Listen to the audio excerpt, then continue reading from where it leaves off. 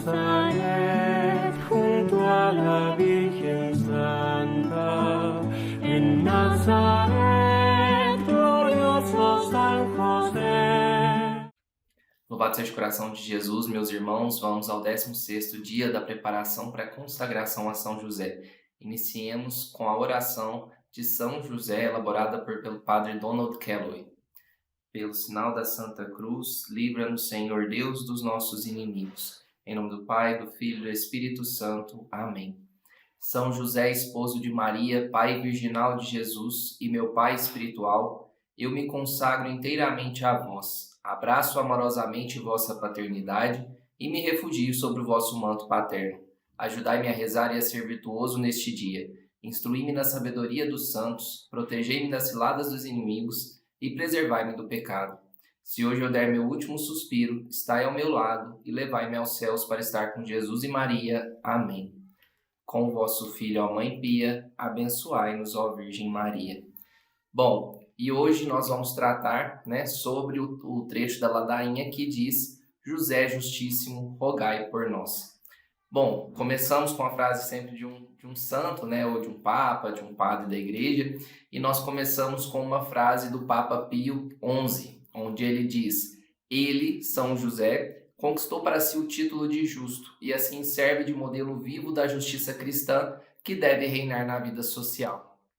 Mas o que significa chamarmos São José de justo, São José Maria Escrivá dá a resposta, e ele diz o seguinte: São José era uma espécie de homem comum em que Deus confiava para fazer grandes coisas. Ele fez exatamente o que o Senhor queria que ele fizesse em cada um dos momentos de sua vida. É por isso que as Escrituras o chamam de homem justo.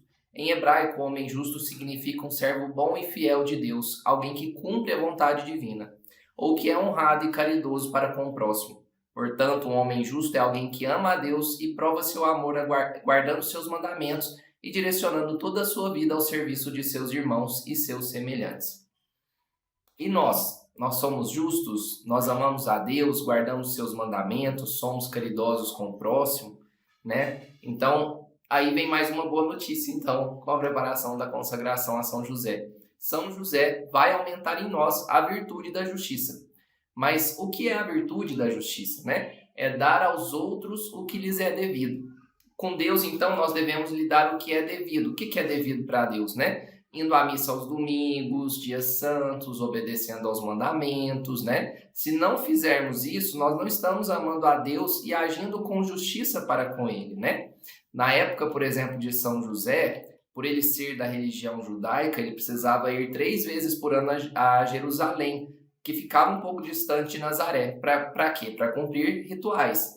Então, e nós? Se nós não gastamos 1 hora por semana para agradecer e adorar a Deus na missa, não estamos amando a Deus ou dando-lhe o que lhe é devido. Portanto, não estamos sendo justos, Então, a importância da Santa Missa não está no padre, não está no coral, embora isso embeleze, toda a missa, onde se o padre ele é piedoso, nós aprendemos mais com ele, mas não é para isso que nós vamos à missa. Nós vamos principalmente pelo amor que nós damos e retribuímos a Deus, dando realmente o que lhe é devido, Então, Eucaristia significa ação de graças, Então, esse é um exemplo de como nós podemos ser justos. Mas Deus não é o único com quem nós devemos agir com justiça, Nós veneramos e honramos Maria, será? Será que nós estamos rezando o terço? E o Pai São José? E a nossa família? Nós tratamos os membros da nossa família com amor e dignidade? Os vizinhos, os colegas de trabalho, quem interage diariamente conosco, Se nós somos chefe, nós pagamos um salário justo? O que quereis que vos façam os homens, fazei-vos também a eles, Conforme está lá na palavra de Lucas. Então, isso é ser justo, Nosso Pai espiritual foi justo e amou a todos, e nós devemos agir também da mesma forma. Então, segundo São Máximo de Turim, quer saber por que José é chamado de justo? Porque ele possuía perfeitamente todas as virtudes. E a leitura de hoje, ela vai falar um pouquinho, ela é um pouco mais longa, provavelmente essa formação vai ficar um pouquinho mais longa por conta disso, porque é uma discussão bastante rica que fala sobre José, homem justo e reverente, Segundo São Francisco de Sales, ser justo é estar perfeitamente unido à vontade divina e sempre em conformidade com ela em todas as sortes de acontecimento. próspero ou adverso.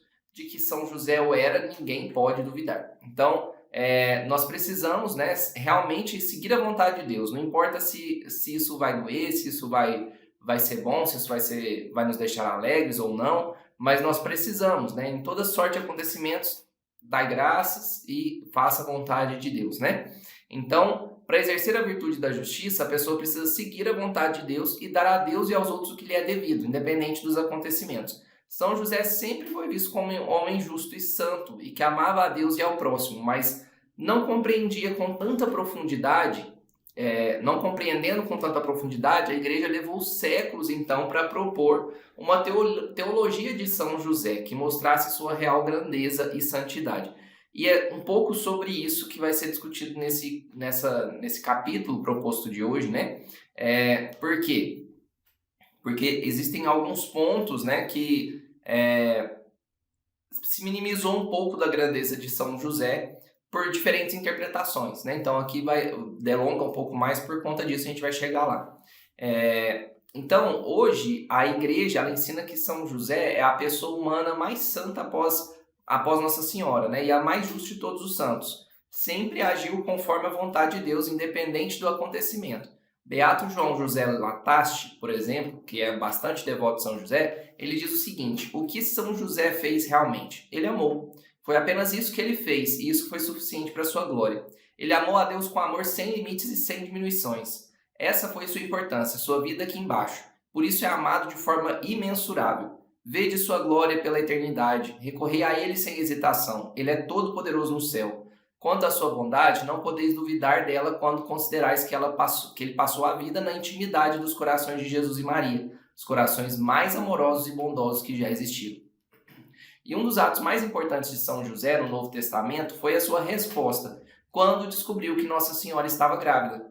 Lá em Mateus é dito: José, seu esposo, sendo justo e não querendo difamar Nossa Senhora, e é nesse relato que ele é chamado, então, de justo. A igreja sempre contemplou várias interpretações dessa passagem de São Mateus, e a edição original em inglês, traduzida pelo padre Marcos Soares, ele dá espaço a uma interpretação que não afirma que São José desejava divorciar-se da esposa.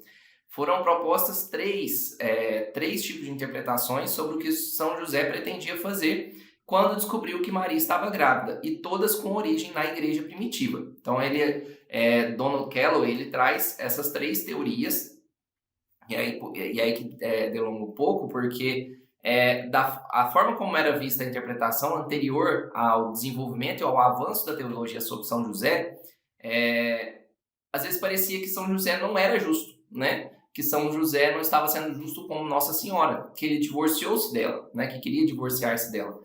E depois, quando a teologia foi avançando, o pessoal foi fazendo a interpretação adequada, viram que era incoerente, A pessoa de São José, todas as virtudes, todos os seus privilégios não estavam sendo coerentes com essa atitude do divórcio, da intenção do divórcio, Então é isso que vai falar um pouquinho sobre isso, esse capítulo. Então a teoria da desconfiança, essa é a primeira, são três teorias, que tratam sobre a interpretação desse ponto aí de São José. A primeira teoria da desconfiança, ele fala o seguinte: São José desconfia que Maria cometeu adultério e decide pedir o divórcio. Conforme a lei judaica, se um homem justo quer divorciar-se da esposa infiel, ele deve apedrejá-la. Sendo um homem justo, São José não quer apedrejar Maria, então busca divorciar-se dela em segredo. E essa teoria foi defendida na literatura apócrifa e adotada por diversos padres.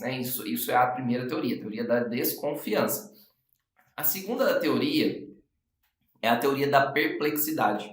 São José fica perplexo diante da gravidez de Maria, mas não duvida da sua inocência, fica sem saber o que fazer.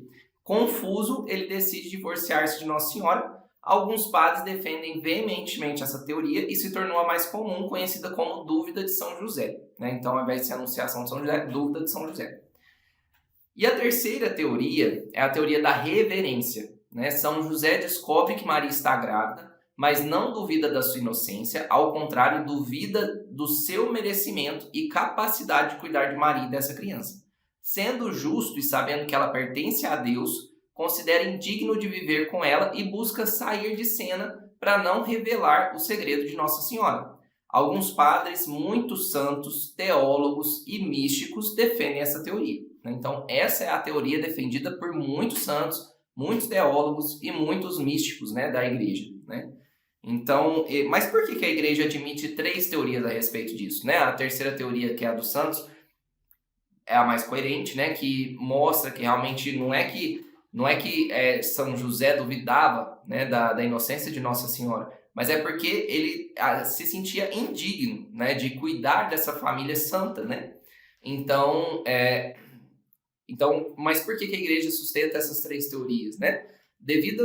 Isso tudo aconteceu devido à tradução da palavra grega apoluo, né? Não sei se é essa a pronúncia correta, mas que os estudiosos bíblicos concordam ser difícil de traduzir. Ela tem várias possibilidades de tradução e depende do contexto. Ela pode significar separar, ocultar, esconder, afastar, divorciar, né? E a maioria das pessoas que traduziram o Novo Testamento para outras línguas optou por divorciar-se.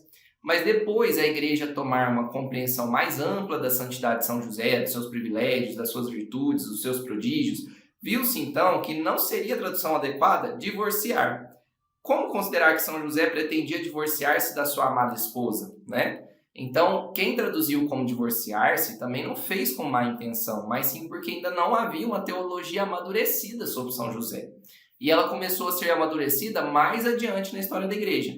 Infelizmente, a tradução do divorciar-se acabou contribuindo, então, para a minimização da importância de São José na história da igreja, né? Na vida da igreja. Talvez por isso São José não seja tão amado, honrado, reverenciado e imitado como, de fato, ele merece. E é muito diferente São José querer divorciar-se, isso precisa estar claro, de divorciar-se da sua esposa, do que desejar afastar-se dela por senso de justiça e reverência. O desejo de divorciar-se da esposa não coaduna com as suas virtudes. Padre Donald Calloway, autor da Preparação para a Consagração, até destaca que a ideia do divórcio coloca o próprio fundamento da nova aliança de Jesus Cristo sobre uma premissa questionável. E seria injusto da parte de São José, Maria, que era inocente, que não fez nada de errado, né? Ele querer divorciar-se dela. Como que o homem que a igreja invoca como pilar das famílias, glória da vida doméstica, seja o mesmo homem que deseja divorciar-se da pura e imaculada Mãe de Deus? Não tem coerência muito nisso, né? Então a igreja contempla várias traduções de Apolu, e com o desenvolvimento da teologia de São José pela própria igreja, foi preciso reexaminar então essa questão para apresentar uma interpretação mais correta. E segundo Donald Calloway coloca, a fé sobrenatural de São José, essa fé sobrenatural dele, dizia-lhe que Maria concebera do Espírito Santo, e ele temia o mistério que estava acontecendo dentro dela. Ele não queria divorciar-se de Maria, mas acreditava que seria justo para com Deus, autor do mistério que ocorria no ventre da sua esposa, afastar-se dela e da criança até que viesse uma outra revelação. O fato de que a igreja admite essa interpretação e de que muitos padres da igreja, teólogos, santos e místicos já interpretaram a passagem dessa forma, é o que está levando muitos estudiosos a adotar a teoria da reverência, né? Então, por exemplo, Padre Inácio de la Poterie, né? Poterier, não sei a pronúncia, amplamente respeitado como exímio teólogo, estudioso bíblico, né? Sugere uma tradução belíssima em que diz o seguinte: mas José, seu esposo, que era um homem justo e não queria revelar seu mistério de Nossa Senhora, decidiu afastar-se dela em segredo. Porém, enquanto fazia esses planos, viu um anjo do Senhor aparecer-lhe em sonho e dizer-lhe: José, filho de Davi, não temas receber Maria. E continua a passagem, né? Então, é uma tradução belíssima, né? Que mostra que realmente ele quis afastar-se dela em segredo, né? Então, não é divorciar-se, né? Outro ponto ressaltado por Donald Calloway é que seria teologicamente impossível sustentar que São José tivesse decidido fazer algo que Deus odeia, né? Lembrando que Deus odeia o divórcio e não a pessoa envolvida, né? Ressalvadas todas as questões específicas de nulidade, etc e tal, né?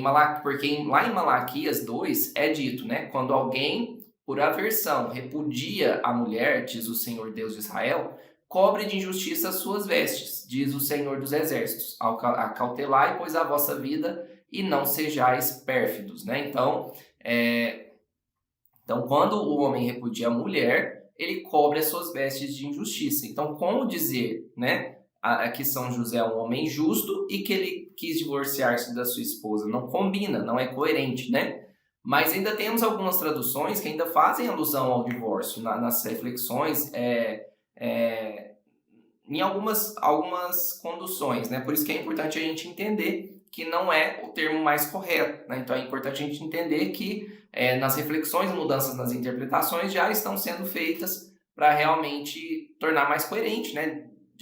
Depois de ter estudado, ter avançado tanto a teologia de São José a partir das suas glórias, né? Então, e Orígenes fala algo belo sobre isso também, né? Ele diz o seguinte: José era justo e a Virgem era imaculada, mas quando desejou despedi-la, foi pelo fato de reconhecer nela o poder de um milagre e um imenso mistério do qual ele se considerava indigno de se aproximar. Portanto, humilhando-se diante de tal grandioso e inefável fenômeno, ele tentou afastar-se, tal como São Pedro humilhou-se diante do Senhor e disse: afasta-te de mim, Senhor, pois sou pecador.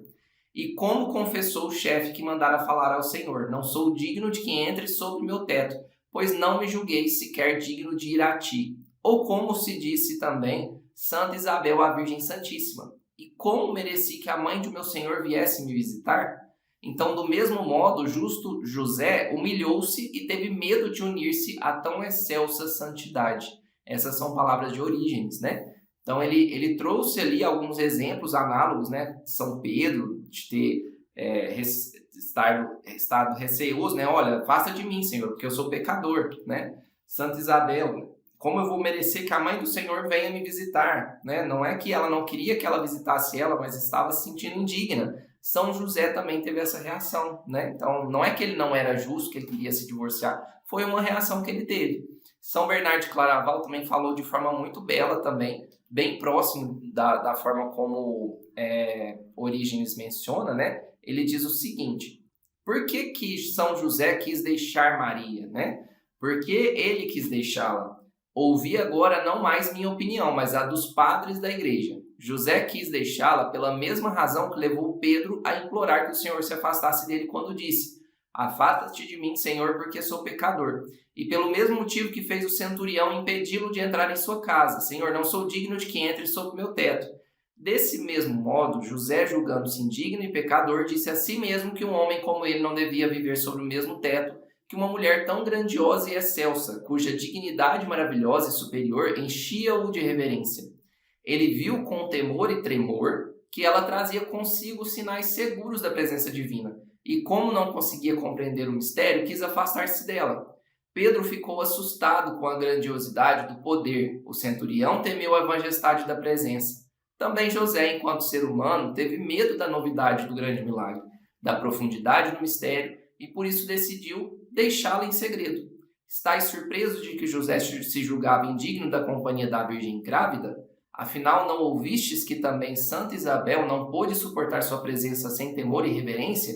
Como diz ela: de onde me vem que a mãe de meu Senhor me venha visitar? É por isso que José decidiu deixá-la. E além desses santos, né? A própria Nossa Senhora também disse, através das visões místicas de Santa Brígida. Nossa Senhora disse o seguinte: desde o instante em que eu, Maria, dei meu consentimento ao mensageiro de Deus, José, vendo que, tendo concebido pelo poder do Espírito Santo, eu estava grávida e crescia, admirou-se grandemente. Como ele não suspeitaria nenhum mal, mas recordava as palavras do profeta que predisse que o Filho de Deus nasceria de uma virgem, ele se julgou indigno de servir essa mãe, até que o anjo, em um sonho, disse-lhe que não temesse, mas que me cuidasse com caridade. Então, Calloway ressalta, né, traduzindo aí esses argumentos: de que outra maneira São Mateus descobriria o que é narrado em São Mateus, senão por Maria?